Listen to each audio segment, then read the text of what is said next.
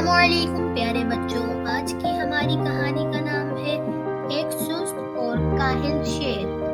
किसी वक्त की बात है, किसी जंगल में एक शेर रहा करता था जिसके 2 बच्चे थे और इन 2 बच्चे की माँ यानी शेरनी को किसी शिकारी ने मार दिया था, जिसकी वजह से ये शेर इन 2 बच्चों को खुद ही पालता था।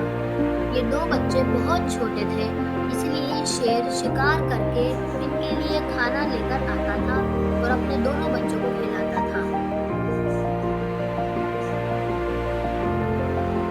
कुछ वक्त गुजर गया और ये 2 बच्चे थोड़े बड़े हो गए, तो शेर अब चाहता था कि ये अपना शिकार करना खुद सीख जाए। तो इसीलिए ये अपने दोनों बेटों को बोलता है कि आज शिकार पर तुम दोनों भी मेरे साथ चलोगे। लेकिन इनमें से एक बेटा बोलता है कि आज मेरी तबीयत कुछ ठीक नहीं है, अभी मैं नहीं जाऊंगा।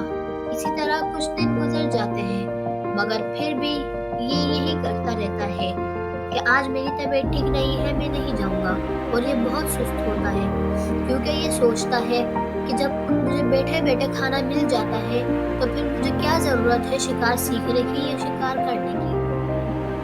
एक दिन एक शिकारी आकर इस शेर को भी मार देता है और इस शेर के दोनों बच्चे कहीं खेलने के लिए गए होते हैं। जैसे ही इसका एक बेटा आता है जिसे शिकार करना आता था, वो इस शिकारी से बदला लेना चाहता था, क्योंकि इसी शिकारी ने ही इसकी माँ यानी शेरनी को भी मारा था और अब शेर को भी मार के वो यहाँ से चला गया। अब ये शेर यानी बड़ा शेर जिसको शिकार करना आता था, वो अपने छोटे भाई सुस्त शेर के पास आता है और उससे कहता है कि तुम मेरे साथ चलो ताकि मैं तुम्हें कुछ शिकार करना सिखा दूं।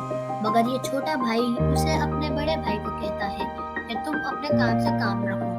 अब ये छोटा भाई रोजाना शिकार के लिए जा और अपने दूसरे भाई के लिए कुछ ना कुछ खाने के लिए लेकर आता। इसी तरह रोज ये शिकार करके आधा खाना खुद खाता और आधा अपने भाई को लाकर देता। अब जिस शेर को शिकार करना आता था वो भी बड़ा हो चुका था और उसके अब अपने बीवी और बच्चे भी थे, तो इसलिए अब वो शिकार करके या अपने बीवी और बच्चों को खिलाता या तो अपने भाई को। अब उस सुस्त शेर को शिकार करना तो आता नहीं था और वो सुस्त तो वैसे ही था, लेकिन जब शिकार नहीं करने आता तो वो खाना कैसे खाता, और उसके भाई ने भी उसको खाना देना बंद कर दिया। इसीलिए वो बहुत ज्यादा कमजोर होने लग गया और वो इतना कमजोर हो गया था कि उससे ठीक से चला भी नहीं जा रहा था, इसलिए वो सिर्फ एक जगह ही लेटा रहता। तो ये देखकर एक चूहा इसके ऊपर चढ़ने लगता है। वो समझता है कि ये शेर मरा हुआ है और उसके कान को खाने लगता है।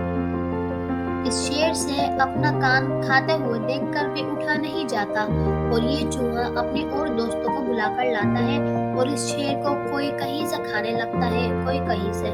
इसीलिए कहते हैं बच्चों, इतना सुस्त होना अच्छी बात नहीं है।